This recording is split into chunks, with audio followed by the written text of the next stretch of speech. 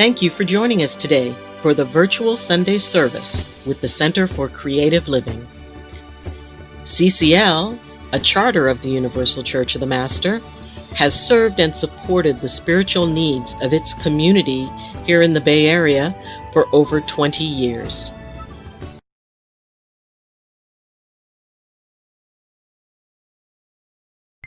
Good morning and welcome to the Center for Creative Living, and I am the Reverend Doti Boon. I'm so glad to have you here. Just think, we've made it almost all the way through the year. Yeah, we're starting December, and I don't know about you, but this year has been really difficult for me because I've been at home. I was home-based, and I miss you all. I miss all your smiling faces. So, please, while church is going on today, or virtual church, get on the chat room and chat away. We want to know, what are you doing? Where are you? Why are you? What's happening? And make sure you're okay. So please check in with us. We so appreciate it. Now, I have a birthday to announce. And do we have any beads? I think we do. Our Reverend Corky is going over and grabbing beads. And here we go. And these beads are for our wonderful Regina Richmond. Regina, happy birthday to you. Yeah. Happy birthday to you. Ta-da. Happy birthday, dear Regina. Happy birthday to you. Well, it's a small choir this morning, but it's hearty. And so we're certainly glad to have you join us.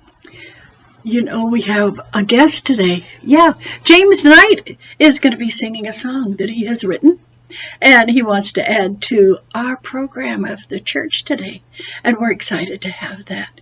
And also, we have a little snippet of a video that I recorded for the Billy DeFrank Center for World AIDS Day, and we're going to show that too, if we can find a way to attach it.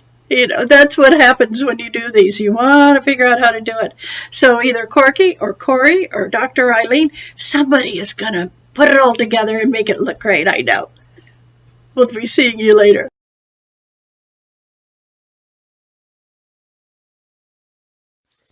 Good morning, everyone. Reverend Ann Corbin, Associate Pastor at the Center for Creative Living here to bring you my little message and this morning's prayer. I hope you all had a good Thanksgiving in spite of the challenges of the pandemic. Personally speaking, I had decided to accept my son's invitation to his home and have dinner with him, his partner, and roommate. We all tested to be sure we were healthy, and we were all fine. We stayed distanced with windows open, but still managed to play a game or two. And a good time was had by all. The food was absolutely delicious. I don't know why I'm feeling like I have to justify this, except that I know so many were not able to go see their families except virtually, and I feel a little guilty for not staying at home, yet it was joyous for me to be with other people, even for a short time. Hopefully, you found a way to bring some joy and gratitude into your day. So that brings up the question for me of how do we stay in joy and love when there is so much happening around us, to ourselves, our friends, and our families, and the world in general. For me, the lesson is to remember that our happiness comes from within, not from without. As long as we are open to our higher self, nothing can interfere with our high vibrations.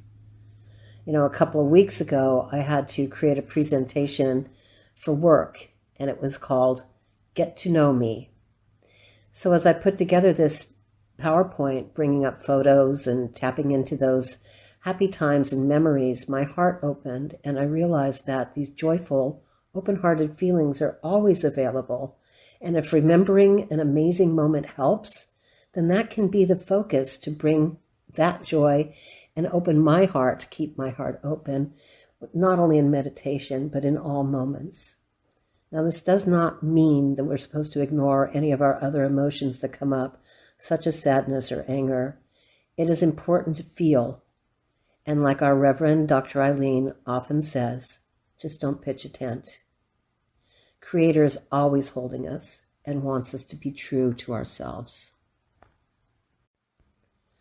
So close your eyes and take a nice deep breath in, breathing in love, light, gratitude, joy, and all that makes you feel good. Hold on to that for a moment and then breathe out, letting go of all that is not serving your greatest and highest good at this time. Breathe in again and breathe out, moving all worries or lower energies into a virtual basket sitting right beside you. Creator will take care of those for you.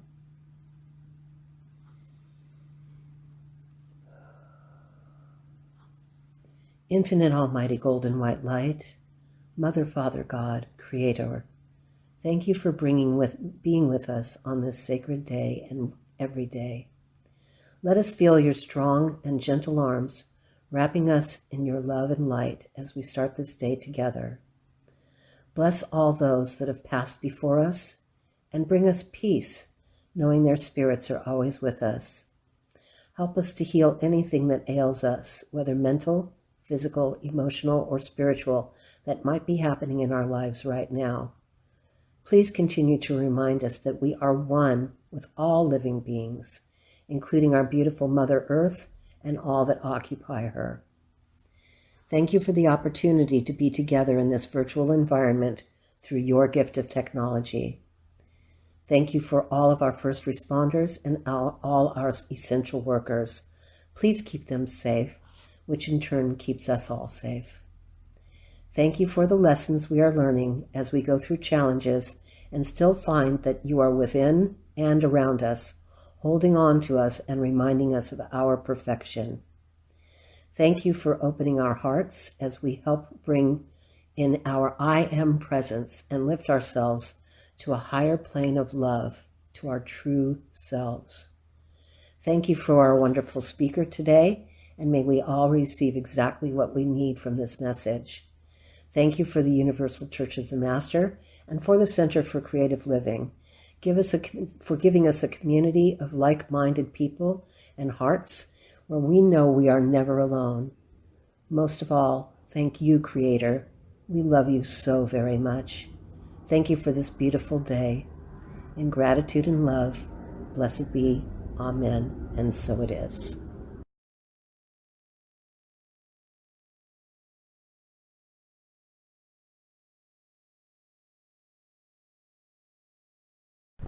Thanks everyone for being here.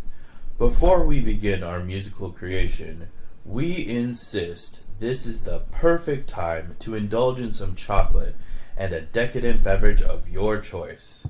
This song is about the power of community by sharing love. An African proverb states that it takes a village to empower each generation. In difficult times, we must come together as a whole village. A whole village has everyone in united connection with diverse ways of living. A whole village has everyone building their integrity, strength, and the courage to face new challenges. A whole village is remarkably kind to newcomers and continues with deep compassion in times of trouble. This village forms a circle of care, filled with light. So may we all be healthy, safe, and strong in these difficult times. May we all be considerate, compassionate, and understanding in these difficult times. And may we all recognize and remember and engage in opportunities of growth in these difficult times. Let our village glow.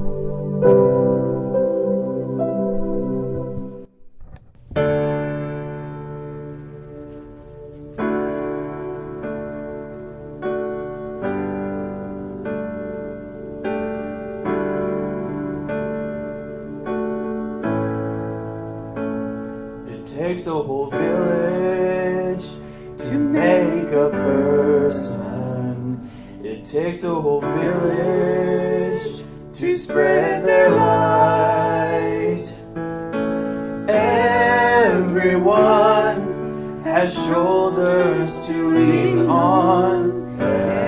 Everyone sharing the love. It takes a whole village to make a person. It takes a whole village to spread their light. Everyone has shoulders to lean on. Everyone sharing the love. Let the love shine, shine, shine. Let the love shine, shine, shine. Let the love shine, shine, shine today. Let the love shine, shine, shine. Let the love shine, shine, shine. Let the love shine, shine, shine today. It takes a whole village to make a person. It takes a whole village to spread their light. Everyone has shoulders to lean on. Everyone sharing the love. Everyone sharing the love.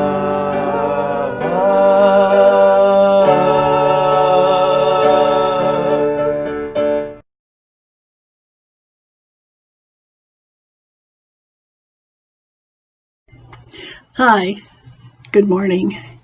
Today we're going to be talking about World AIDS Day.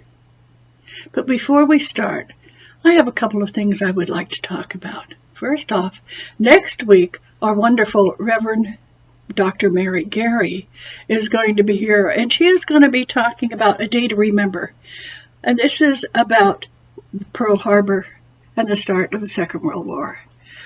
There was a lot of things going on at that time, very much like what's going on now. So we'd like for you to join us and listen to this wonderful woman as she talks about this. And let's see what you know about the beginning of the Second World War. And maybe you're like me. You lived through it. Okay. Now another thing I want to talk to you all about, because it's very special for me and very personal. And that's about getting in touch with folks.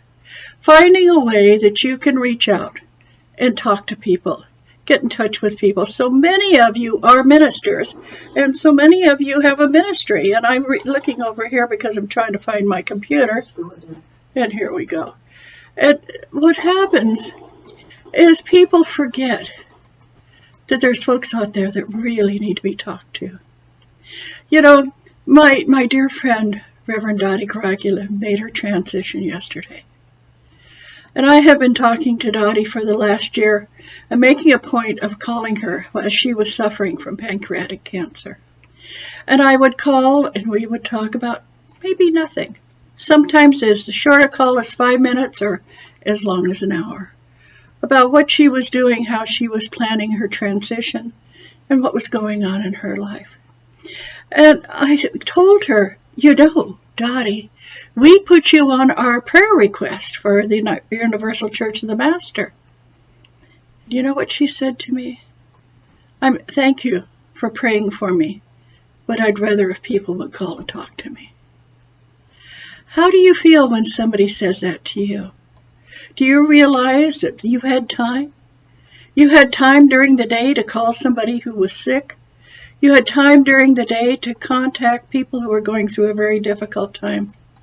I realize you're busy, but as I mentioned, you always have time to call somebody. I try to call 4 people a day. Sometimes that takes me 40 minutes. Sometimes it takes me 4 hours. But during this time of pandemic, when I'm stuck in the house, I want people to know that I think of them, I honor them, I love them, and I'm their minister. So whether you have been officially declared a minister, know that you have a ministry. And that ministry is you reaching out and touching people. So after the service today, take a moment and think about, who should I call? Who could I call? And it's not that you're particularly making their day. You're making aware somebody cares. Okay? Now, I want to talk about World AIDS Day because this is a very particular day, December 1st, where we appreciate and honor those people who have suffered and are still suffering from AIDS. I became involved with World AIDS Day in 1966. And during that time, the pandemic had really started. And yet there was very little being done to get together people to do a vigil, getting people together to help each other, because everyone was afraid of contracting AIDS.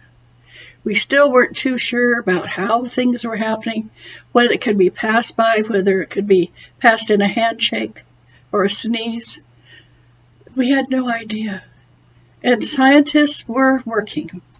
But they weren't working as hard as you would think, because it was considered a gay disease. And it was also most like that's what they deserve. It was so sad to see people walking away and not deciding that they could help. But a lot of times it was because they were so scared. The government really wasn't helping at first because it was like it's them, not us. COVID kind of started that way too. There was an early dismissal of the severity of the disease. And there was also one of those things that the government wasn't quite as attached to finding a cure as we were thinking and hoping they were. So having gone through the AIDS pandemic, which by the way is not over, there is not a vaccine. There is not a cure for AIDS. There is a medication that will keep you alive, but it certainly isn't like it should be. And that's one of those things that we're dealing with right now, is how do we still help and support people who are suffering from AIDS and people who are still getting the disease, while we are still attempting and trying to help people who are contacting COVID and contacting people who have COVID are exposing themselves to it. Now, what we found during the AIDS pandemic was that people were transmitting this by various ways. And one of the ways they were contracting is by having unprotected sex. I'm talking about condoms. And they were saying, oh, well, that doesn't make sex isn't as good. I don't like them. I don't want to do that, and I'll never get that virus. Well, think of the COVID people who were saying, I don't want to wear a mask. I don't look good in a mask, doesn't feel good, and I'll never get the virus. We're dealing with the same thing, only not quite, because, right now, we've almost come to a vaccine to help us with the COVID epidemic. Not yet with AIDS. So I don't want you to think, okay, I haven't heard of anybody contracting AIDS, so obviously it's on the way out. It's not. We still have people in all sorts of countries of the world that are becoming sick with AIDS daily. When the COVID hit, it hit fast and hard. And there are over 20 million people worldwide who have suffered or have died. But right now, the AIDS pandemic has taken over 23 million people who have suffered and died. And so this is a time for us to reach back and look at what might have been done. We know that President Reagan wasn't too interested in talking about AIDS, let alone finding a cure, until many people got behind it. And also when his friend Rock Hudson died of this dreaded disease, he became more interested in helping the people of the United States, and in doing so, help the people of the world. Okay, I've gone through 4 pandemics. That's what happens when you get older. Things happen like that. And when I say I went through, it wasn't me personally, but my aunt, Edith, died as a very young girl of 20 after she'd just given birth to a baby boy. She died of the same thing. She died of this virus that we're fighting right now in 1918. In 1940, my mother contracted a virus, and it was called polio. Now, when you had polio, or when you first got sick with it, they put you in the hospital immediately and then posted a huge sign that said quarantine across the front of your house. So my father and I were quarantined. I was 2 years old at the time. And so what happened is that we had to sit inside. We could not get out. People had to deliver food to us and take care of us, but very much like some people are dealing with COVID. But what happened is the government was so proactive in telling us what we could and couldn't do, and we were listening. Nowadays, some people aren't listening that much to what the government is saying, so please do that. Find a way to listen to what the government's saying so we can help. Because when we had polio, I say we, because with my mother being so sick, all those summers, there were 3 summers that the children could not go outside during the summer. They couldn't go to public swimming pools. They were discouraged from ever going to playgrounds. Imagine sitting inside during the summer in the heat without television, without any media device. And that's where we were kids. So during that period of time, I really knew that something was wrong. I couldn't go out. But the government there again wasn't doing that much to stop this epidemic until Eddie Cantor, some of you who are old enough might remember Eddie Cantor, when he appeared on a TV show very, very early, or I guess it really was radio that he got on, because he suggested that people start sending in dimes to the White House to help fund a cure for polio. It was the March of Dimes that ended up paying Dr. Salk, Jonas Salk's way, to find a cure for polio. There again, it was the people at work helping so that we could move forward. So when you think about what are you doing, I'm saying make phone calls, but what you're doing can also be helping. Call people and call friends and say, let's do something to help. Let's get together and help and see what we can do about this pandemic. Sitting at home and complaining that the government isn't what it should do isn't helping. But listening to what scientists and doctors say is. When we were told we had to stay in during the summer, we couldn't go out, we did. When we stopped the epidemic of polio. When we were told that we had to start wearing condoms, guys did, all sorts of people did, women, anyone who was having sex because it was sexually transmitted, they started doing that. And the same as during the 1918 Spanish flu epidemic, when they were told, wear masks, stay at home, do social distancing. And they did. And there was never a vaccine at the biggest point in time, because the virus ran out of people to attack. People were protecting themselves, and the virus couldn't thrive. And what I'm asking you is, are you here letting the virus thrive? And I'm over here looking at my computer again. Or what are you doing to support yourself in this time? Look back. Looking into our past quite often is what brings back by a healthier future. What were the people doing in the past?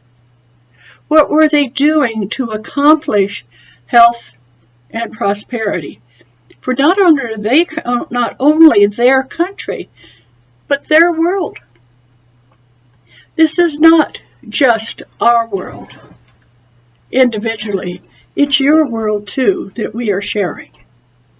And we want you to start sharing it. When I was first contacted to do World AIDS Day in 1966, it was just the second World AIDS Day that was being handled by the Billy DeFrank Center in San Jose. And I got together all the people I could find who were interested in helping solve this pandemic. And we talked about the different nations that were being represented in World AIDS Day. And I had 45 men that spoke, each representing a different country, and how it affected not only the country that they came from, but maybe the country that their parents came from. We had a hope that was raised that day with so many people so that we could move forward. The first time I encountered AIDS was in 1982. I was sitting in a lawn, this beautiful lawn that went down to the Russian River in a little town called Monterrey, right outside of Guerneville. I was sitting on the lawn of the Village Inn, and what happened is this gentleman came up and sat next to me. His name was Greg, and he had wandered across the lawn to join me, and he was having trouble breathing. And when he sat down, I smiled and in my lighthearted way said, "Hi, Greg, what's going on?" And he said, "Dottie, I don't know what's going on, but I sure don't feel good. I'm not breathing very well. I've lost 20 pounds in 2 months." I said, "Well, Greg, what did the doctor say?" He said, "I don't know. I've been to Stanford. I've been to the UCSF. I've been all over. And they think maybe I have pneumonia." And 2 months later, Greg was dead of what later was diagnosed as AIDS. And, my life was never really the same again because I began to be so aware of what it was that was taking my dear friends. The next person that I knew who contracted AIDS was my brother's partner, Joe Atkins. And I went to visit him in the hospital. And he was so thin that when Corky put her hand down on his leg, she thought she had the rail of the bed because his leg was so thin. And then the next thing I knew, my best friend, Byron Floyd, who was a member of MCC, very, very dear, lovely man, he got sick. And as I was dealing with his sickness and then his death, my brother announced that he was suffering from AIDS.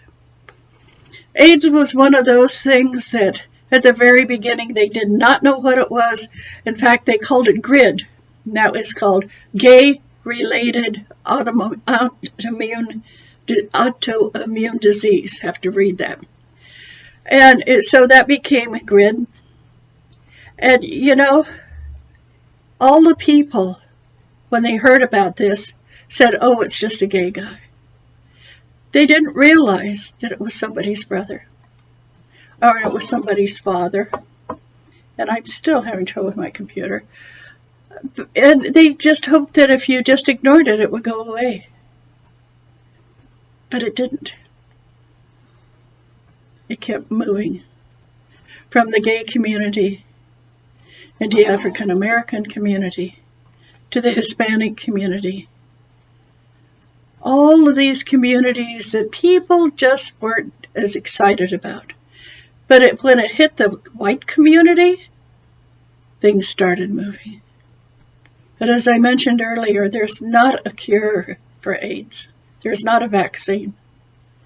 There's medication to keep people healthy. And what are we doing about that? Are we out there having parades? Are we out there joining groups? Yes, we are. The AIDS community has grown by a lot of people, but mainly by their friends, their family, their partners, to keep them healthy, to keep people alive. They are still raising money, doing parades, and taking action. They're activists. Have you become an activist for anything? It might not be HIV/AIDS that you're activist about. Why not become an activist for COVID-19? Why not start talking to your friends and your family and your neighbors and say, we're in the middle of a pandemic. The main way that we can stop this is do the same thing that people have done for centuries. And that's taking care of yourself so you can take care of other people. Wearing masks. Do social distancing. Wash your hands. Do the things that scientists have been telling us for months. And when you look back, scientists have been telling us since 1918. It's the same thing. The only thing that's changed is the people of the United States saying, oh, I don't have to do that.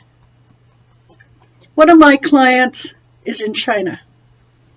And when he called in January and said, we're in quarantine, we can't leave our apartment.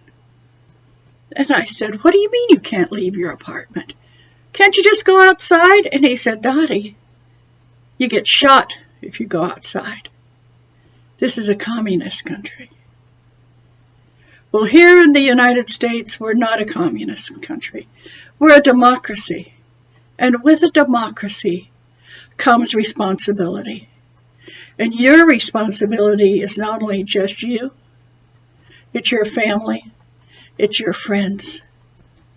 So know that right now, those that are more likely to get COVID are once more the disenfranchised, the African American, the Hispanic, the Native American immigrants. And what are we doing to help them?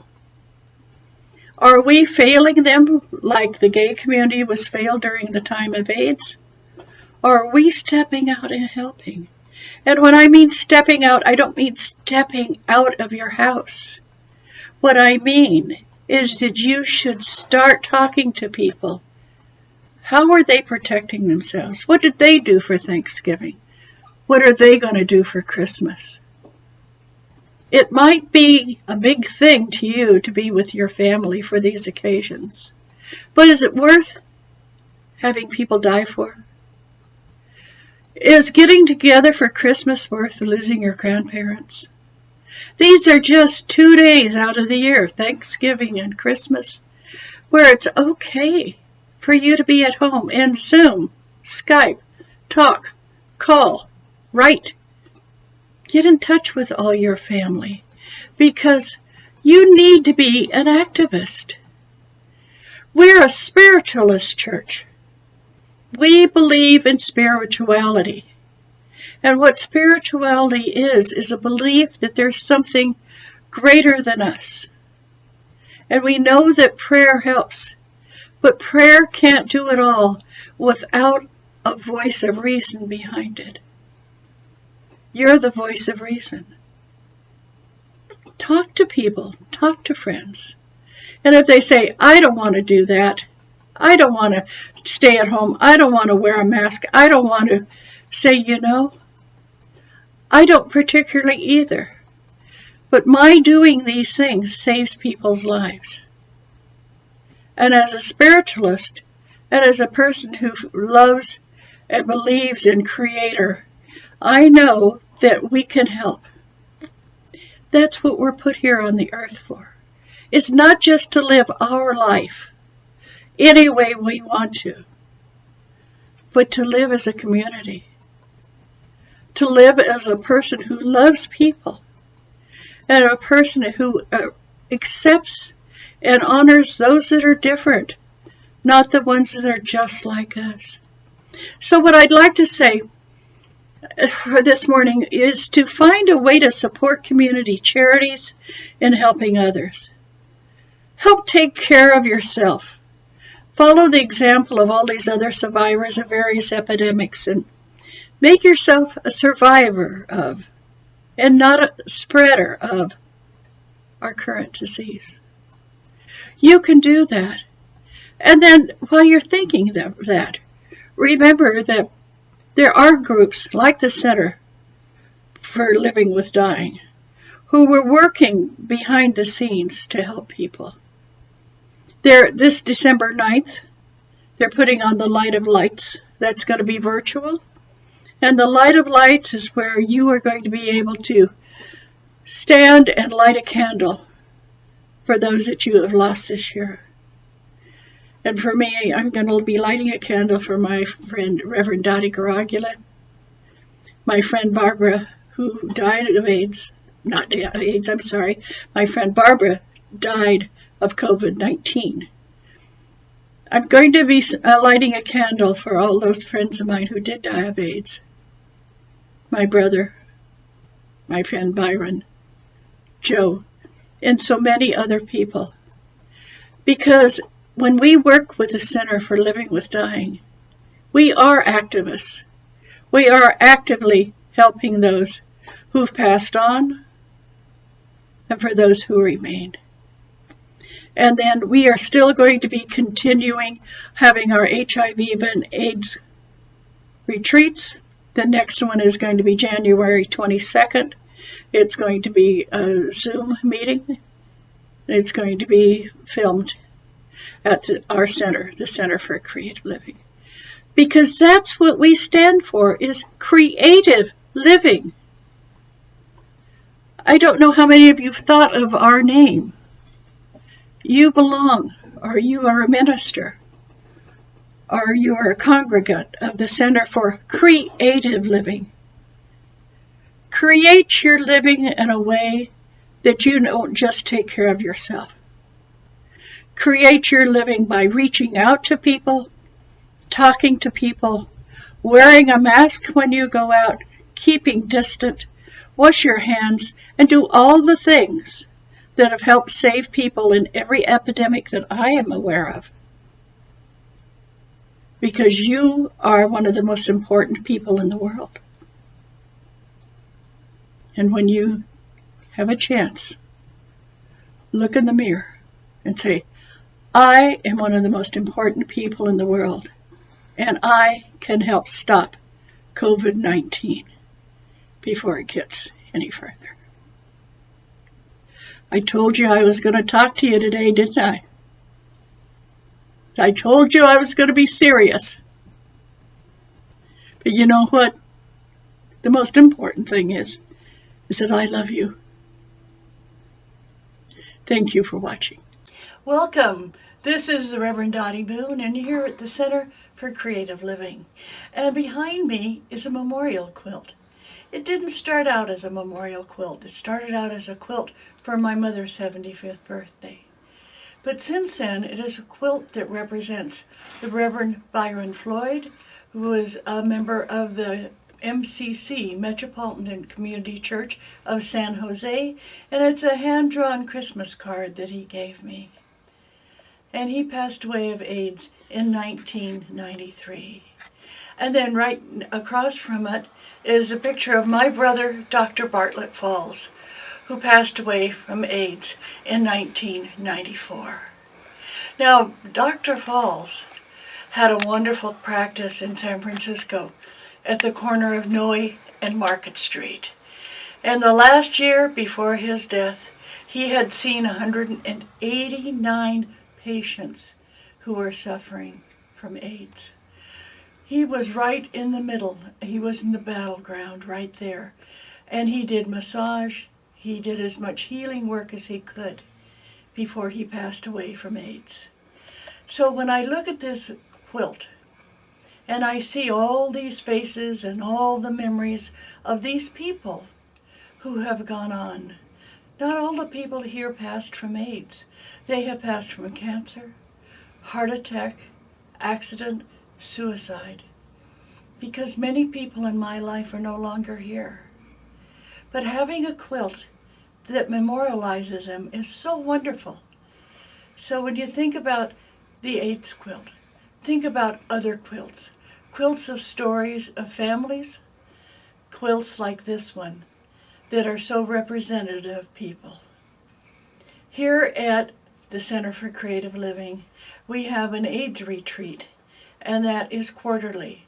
And we are so glad to have people come and be here who are thriving. So I don't want you to just think of this as a death quilt. It's not. It's a memory quilt. And of course, my mother's picture is on there, and so many other people that I want to remember. Hopefully you have a way to keep your memories of your people, not only in your heart, but on a wall. Thank you for joining us this morning. Bye now.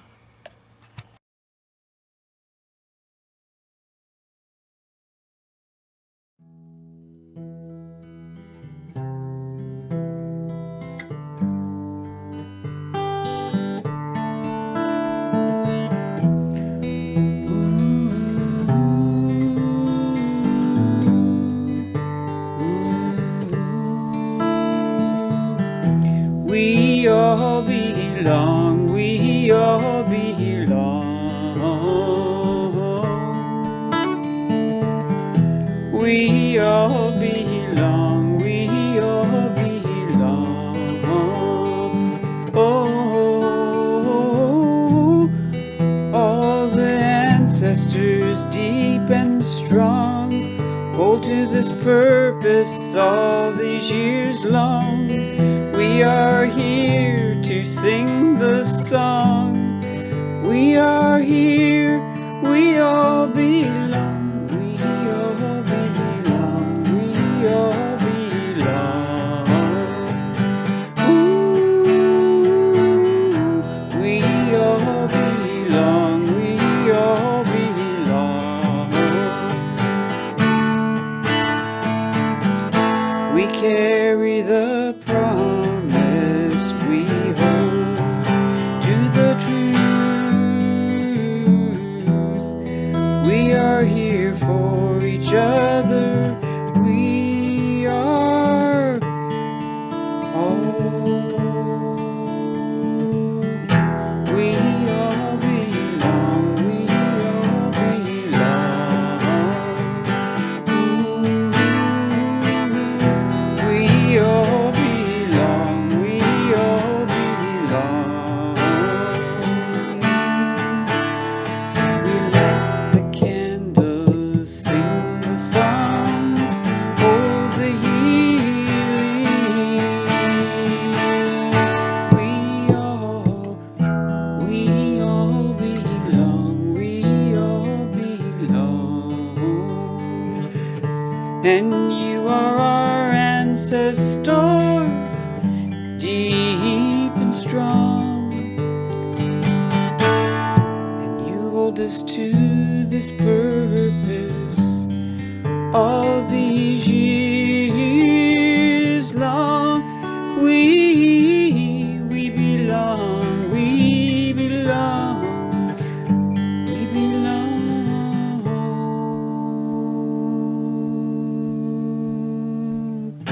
We all belong, we all belong. We all belong, we all belong.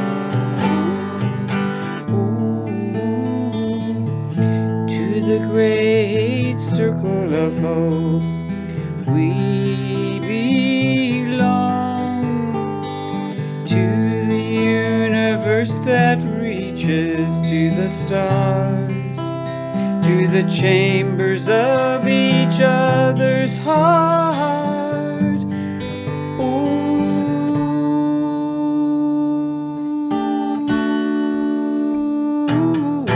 we belong, we all belong. We belong, we all belong, we all belong. Ooh. the power that we hold true. You and me and you.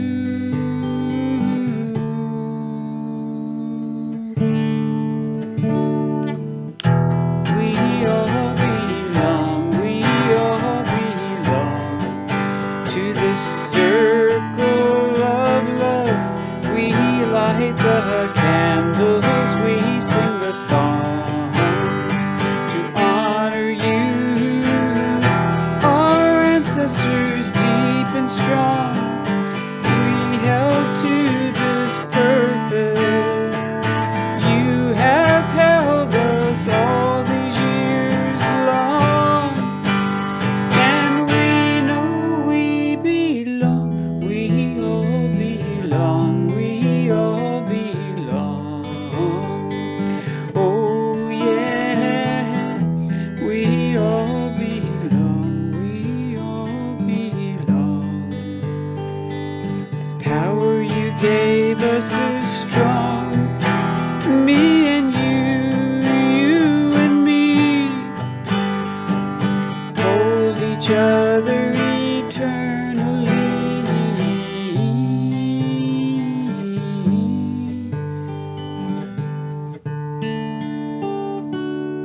We all belong, we all belong, we all belong.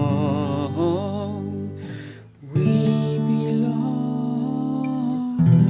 We light this candle, we sing this song. We all belong.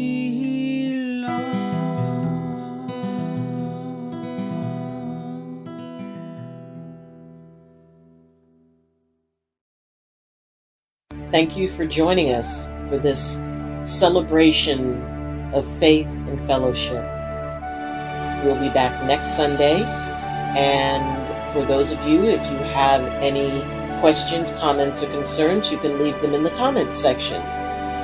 If you appreciate this video and the work that the Center for Creative Living is doing, please press like on the video.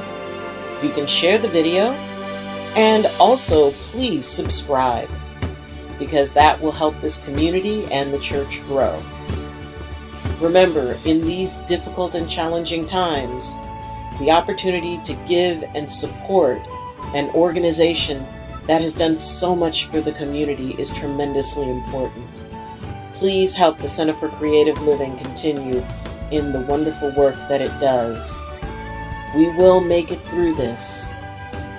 We will be stronger for it. Our faith will carry us. Be blessed, be safe, and have a wonderful week.